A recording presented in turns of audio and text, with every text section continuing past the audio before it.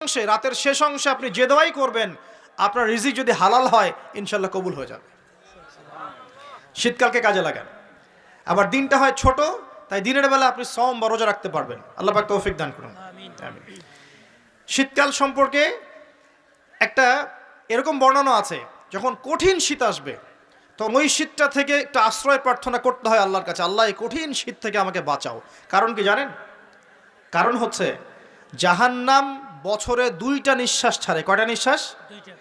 একটা নিঃশ্বাস গ্রীষ্মকালে যখন প্রচণ্ড দাবদাহ চলে, ওইটা হচ্ছে জাহান্নামের নিঃশ্বাসের ফসল।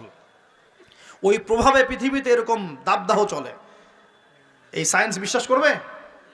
করবে না। ওর বিশ্বাসের আমার যায় আসে না। আল্লাহ পাক বলেছেন সত্য, রাসূল বলেছেন সত্য। আরেকটা হচ্ছে শীতকালে যখন প্রচণ্ড ঠান্ডা, তখন শীতকালে জাহান্নামের এমন একটা জায়গা আছে যেটা কিন্তু শীতল জায়গা। জাহান্নামের পুরো জায়গা